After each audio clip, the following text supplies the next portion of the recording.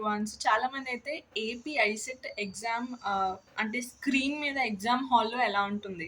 అసల computer screen మీద ఎలా అటెంప్ట్ చేయాలి? ఏ బటన్ నొక్కాలి నెక్స్ట్? ఎలా మొత్తం అసలు ఎలా ఉంటుంది చూడ్డానికని చెప్పి అడిగారు చాలామంది. సో, దాని మీద ఈరోజు వీడియో చేయబోతున్నాను. సో, ఇది ఆల్రెడీ నేను టీఎస్ ఐసెట్ మీద వీడియో చేశాను. So, at the same time AP ICET మీద కూడా ఇది. ఇది బేసిక్‌గా మీరు నమ్మొచ్చు ఇది. ఎందుకంటే ఇది అంటే ఆంధ్ర ఐసెట్ వాళ్ళ ఒఫీషియల్ వెబ్‌సైట్‌లో పెట్టారు ఈ మాక్ టెస్ట్ అనేది. సో, మీరు కూడా ఇవ్వచ్చు కావాలంటే. సో, ఎలా ఎళ్ళాలి అంటే ఏ వెబ్‌సైట్‌కెళ్ళాలి, ఏం నొక్కాలి అవన్నీ క్లియర్‌గా చూపిస్తాను. So, please watch. So, first me laptop లేదా ఫోన్‌లో ఏపీ ఐసెట్ ఒఫీషియల్ వెబ్‌సైట్ అని చెప్పి సెర్చ్ చేయండి. సో, అలా సెర్చ్ చేసిన తర్వాత మీకు వచ్చే ఫస్ట్ వెబ్‌సైట్ ఉంటుంది చూడండి. ఏపీ ఐసెట్ 2026 అని రాసి ap.government అని ఉంటుంది. అందులోకి వెళ్ళండి. సో, అందులోకి వెళ్ళిన తర్వాత జస్ట్ ఒకసారి మీ రిఫరెన్స్ కోసం మళ్ళీ వెబ్సైట్ క్లియర్గా చూపిస్తున్నాను. సో, ఇప్పుడు ఈ వెబ్సైట్ అనేది ఒఫీషియల్ మన ఆంధ్ర గవర్నమెంట్ వెబ్సైట్ అనమాట ఐసెట్ది. ఇప్పుడు అక్కడికి వెళ్తే పక్కన మాక్ టెస్ట్ అని కనిపిస్తున్నది చూడండి, అది నొక్కాలి.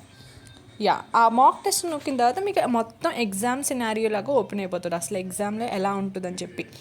సో, ఇక్కడ లాగిన్ అని ఉంది కదా, ఆ యూజర్ ఐడి, ఆ పాస్వర్డ్ అవన్నీ మీకు అక్కడ ఇన్విజిలేటర్ చెప్తారు. సో, దాని గురించి ఇప్పుడు మీరు ఏం వరీ అవ్వక్కర్లేదు. జస్ట్ అది మీరు ఎలా ఉంటుందో చూడండి అంతే. అప్పుడు అంతా ఎంటర్ చేసిన తర్వాత మీరు సైన్ ఇన్ అని నొక్కితే అప్పుడు మీకు నెక్స్ట్ ఇన్స్ట్రక్షన్స్ పేజ్ అనేది ఓపెన్ అవుతుంది.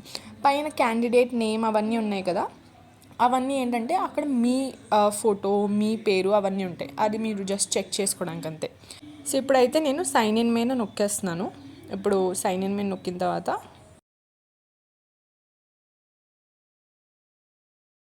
ఎగ్జాము ఇదంటే ఏంటి, ఇదన్నీ మీకు డైరెక్ట్గా అక్కడ లోపల చూపిస్తాను. అండ్ దెన్ సో, ఇప్పుడు కిందకి వెళ్ళిపోయి మనం ఇవన్నీ అవి ఇన్స్ట్రక్షన్స్ అనమాట. నెక్స్ట్ నొక్కండి.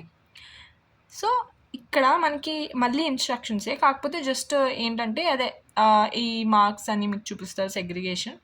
ఇక్కడ ఇప్పుడు మీరు లాంగ్వేజ్ అనేది సెలెక్ట్ చేసుకోవాలి, ఇంగ్లీష్ కానీ తెలుగు కానీ. సో, ఇంగ్లీష్ సెలెక్ట్ చేస్తున్నాను. అండ్ ఇక్కడ ఒక చెక్ బాక్స్ ఉంటుంది, అది నొక్కిన తర్వాతే మీకు ఈ బటన్ అనేది ఎనేబుల్ అవుతుంది. ఐఎమ్ రెడీ టు బిగిన్ అన్న బటన్ అనేది ఎనేబుల్ అవుతుంది. సో, ఈ చెక్ బాక్స్ అనేది మీరు టిక్ పెట్టుకోవాలి. ఓకే. సో, ఇప్పుడు 1 second. I'm ready to begin అని చెప్పి నొక్కుతున్నాను. అంటే నొక్కినగానే మీకు ఎగ్జామ్ స్టార్ట్ అయిపోతుంది. సో, ఇది మన యాక్చువల్ ఎగ్జామ్ స్క్రీన్. సో, ఇక్కడ ఫస్ట్ ఒక్కొక్కటి మనం చూద్దాం సరిగ్గా. Analytical ability, mathematical ability, communication ability. So, మనకి అడ్వాంటేజ్ ఏంటి, ఏదైనా ఎప్పుడు కావాలంటే అప్పుడు ఆ సెక్షన్ నొక్కుకోవచ్చు మనం. ఓకే. సో, మనం ఈ సెక్షన్ పూర్తయ్యాకనే వేరే సెక్షన్కి వెళ్ళాలని ఏమీ లేదు. ఎప్పుడు కావాలంటే ఆ సెక్షన్కి వెళ్ళచ్చు. నెక్స్ట్ ఇప్పుడు లెట్స్ సే నేను కమ్యూనికేషన్ ఎబిలిటీ చూసాను. ఇప్పుడు మెయిన్ ఇంపార్టెంట్ మనకి ఈ ప్యానెల్ అన్నమాట, ఇటువైపు ఉన్నది చూడండి. సో, ఇదేమవుతుందంటే ఫర్ ఎగ్జాంపుల్ ఈ క్వశ్చన్ ఉంది. ఇంకో విషయం ఏంటంటే కొంతమంది క్వశ్చన్ ఆన్సర్ మార్క్ చేసేటప్పుడు కొంతమంది ఇక్కడ నొక్కుతారు. ఇక్కడ నొక్కితే ఆ వర్డ్ అనేది డిస్ప్లే అవుతుంది మీకు అంతే, దానివల్ల యూజ్ ఏమి ఉండదు. చూడండి, ఇక్కడ నొక్కుతుంటే ఆ వర్డ్ అనేది డిస్ప్లే అవుతున్నారు, కానీ అది మార్క్ అవ్వట్లేదు. మార్క్ అవ్వాలంటే ఎగ్జాక్ట్గా మీరు ఆ సర్కిల్ మీద నొక్కాలి, ఇలా సర్కిల్ మీద నొక్కాలి. ఓకే. సో, సర్కిల్ మీద నొక్కిన తర్వాత మనం సేవ్ అండ్ నెక్స్ట్ అని కొట్టాలి, కింద ఈ ఆప్షన్ మీద కొట్టాలి. అప్పుడు మనకి నెక్స్ట్ క్వశ్చన్కి వెళ్ళింది అది. అండ్ నెక్స్ట్ క్వశ్చన్కి వెళ్ళింగానే ఇక్కడ 1 అనే దాని మీద మనకి గ్రీన్ కలర్ వచ్చింది. సో, ఈ green colour, red colour, purple colour, white colour అంటే ఏంటో అర్థం చేసుకుందాం. చూడండి, గ్రీన్ అంటే మీరు ఆన్సర్ చేసి నెక్స్ట్ క్వశ్చన్కి నొక్కినట్టు. ఓకే. రెడ్ అంటే మీరు ఆన్సర్ చేయలేదు ఆ క్వశ్చన్ని, కానీ మీరు ఆ క్వశ్చన్ని చూశారు. వైట్ అంటే అసలు మీరు ఆ క్వశ్చన్ ఇంకా విజిటే చేయలేదు, అంటే ఆ క్వశ్చన్ ఇంకా మీరు నొక్కలేదు. ఇప్పుడు ఈ క్వశ్చన్స్ అన్నీ మనకు తెలియవు కదా, ఇంకా మనం చూడలేదు కాబట్టి ఇవన్నీ వైట్ కలర్లో ఉన్నాయి. రెడ్ క్వశ్చన్ మనం ఆల్రెడీ చూసాం, సో ఇది రెడ్ క్వశ్చన్, కానీ ఇంకా మనం ఏమి మార్క్ చేయలేదు ఇందులో, అందుకని ఇది రెడ్ కలర్లో ఉంది.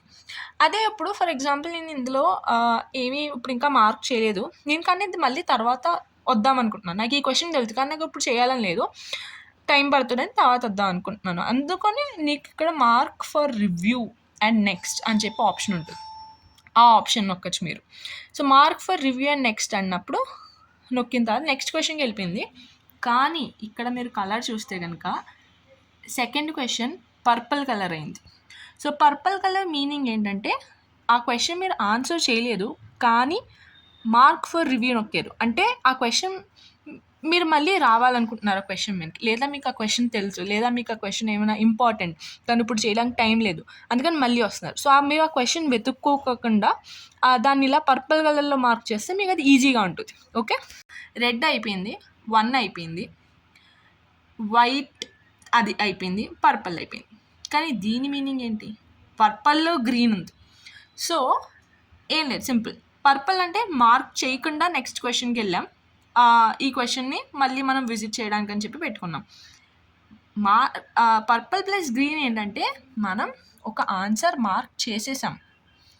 ఫర్ ఎగ్జాంపుల్ నేను ఆన్సర్ మార్క్ చేసి అప్పుడు మార్క్ ఫర్ విజిట్ నొక్కాను, మార్క్ ఫర్ రివ్యూ నొక్కాను. అప్పుడు ఈ question number 3 purple plus green అయింది. అంటే నేను ఆన్సర్ ఒకటి పెట్టేశాను, కానీ అయినా కూడా నాకు ఎందుకు ఆ క్వశ్చన్కి మళ్ళీ రావాలనిపిస్తుంది, అందుకని పెట్టాను. ఏమైనా నాకు ఆ క్వశ్చన్లో డౌట్ ఉండొచ్చు, లేదా ఇప్పుడు టైం సరిపోక లాస్ట్లో వద్దాంలే అని చెప్పి ఇప్పుడైతే పర్పుల్లో పెట్టుకున్నాను. ఓకే, సో ఇది దాని మీనింగ్. అండ్ మీరు ఏదైనా ఏ క్వశ్చన్ అయినా ఎలాగైనా నొక్కచ్చు. ఇప్పుడు నాకు 22 క్వశ్చన్ కావాలంటే 22 నొక్కుతాను. సో 22 వచ్చింది ఇక్కడ స్క్రీన్ మీద. అలాగే 35 కావాలంటే 35 అలా. సో నేను 22 అటెంప్ట్ చేయకుండా నెక్స్ట్ క్వశ్చన్కి వెళ్ళిపోయాను చూసారా, అందుకనే 22 అనేది రెడ్ అయింది. అదే ఇప్పుడు నేను 27కి వెళ్ళాను, 27 నాకు వచ్చేమో, అందుకని నేను mark for review and next కొడుతున్నాను. చూసారా, పర్పుల్ అయింది. సో అది ఈ కలర్స్ మీరు ఇలా యూస్ చేసుకోవచ్చు. అప్పుడు ఎగ్జామ్ అప్పుడు మీకు ఇలా యూస్ చేసుకోవడానికి యూస్ఫుల్గా అనిపిస్తుంది, ఎందుకంటే మీకు టైం వేస్ట్ అవ్వదు, మీకు డైరెక్ట్గా మీరు ఇక్కడ నొక్కుకోవచ్చు. సో ఈ రీడింగ్ కాంప్రిహెన్షన్ ఇలా కిందకి అనుకోవడానికి టైం పడుతుంది మనకి. సో ఇది ఒకసారి మీరు చూసుకోండి. ఇంకో విషయం ఏంటంటే ఇక్కడ ఇటు ఇటు అనడానికి లేదు, అంటే ఇటు ఇటు అనడానికి ఉంది కదా పైకి కిందకి. నేను రాసిన ఎగ్జామ్ అప్పుడు ఇక్కడ కూడా జరుపుకోవాల్సి వచ్చింది, ఎందుకంటే ల్యాప్టాప్లో కొంచెం స్క్రీన్ అనేది వేరేగా కనిపిస్తున్నది, కంప్యూటర్లో ఇంకొంచెం వాళ్ళు జూమ్ చేసేస్తారు.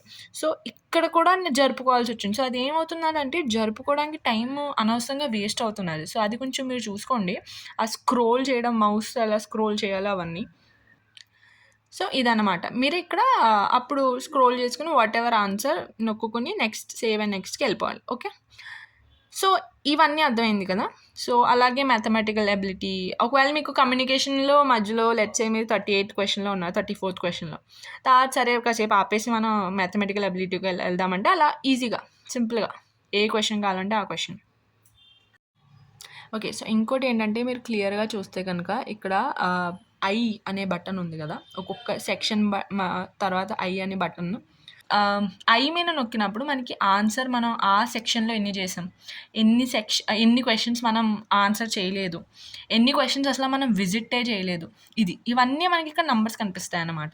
ఇప్పుడు కమ్యూనికేషన్ ఎబిలిటీలో ఇందాక మనం చూసినట్టు మనం 2 ఆన్సర్ చేసి 7 ఆన్సర్ చేయలేదు, ఇన్ని మనం అసలు విజిట్టే చేయలేదు, ఇవన్నీ మనకి కనిపిస్తాయి అన్నమాట. ఓకే, అండ్ ఇంకోటి ఇక్కడ ఇన్స్ట్రక్షన్స్, ఐ మీద ఇక్కడ మళ్ళీ ఇన్స్ట్రక్షన్స్ అని నొక్కితే మీకు మళ్ళీ మొత్తం ఇన్స్ట్రక్షన్స్ అనేవి స్క్రీన్ మీద కనిపిస్తాయి అనమాట.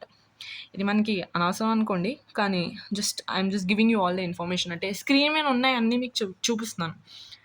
అండ్ దెన్ ఇంకోటి ఇక్కడ క్వశ్చన్ పేపర్ అని ఉంది. సో ఇక్కడ ఏమవుతుందంటే ఈ క్వశ్చన్ పేపర్ మొత్తం మీ క్వశ్చన్ పేపర్ ఒకేసారి కనిపించేస్తుంది. సో మీరు అంటే ఇక్కడ ఈజీగా స్క్రోల్ చేసుకుంటూ వెళ్ళొచ్చు. ఒకవేళ మీకు అక్కడ బటన్ నుంచి బటన్ క్వశ్చన్ నొక్కుకోవాలి వెళ్ళాల్సిన అవసరం లేకుండా ఇలా మీరు అంతా చూసేసుకోవచ్చు క్వశ్చన్. రీడింగ్ కాంప్రిహెన్షన్ మీరు ఇలా కూడా చదవచ్చు.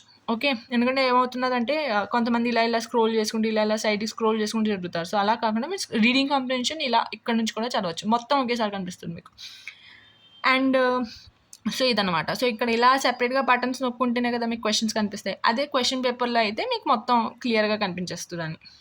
సో ఇదే అండి బేసిక్‌గా. ఇదే మొత్తం అన్నీ అయితే చెప్పేసాను ఇందులో ఉన్నది. లెట్స్ గో టు సబ్మిట్ ఎలా చేస్తామో చూద్దాం. సో సబ్మిట్ అనే బటన్ నొక్కుదాం. యాహ్!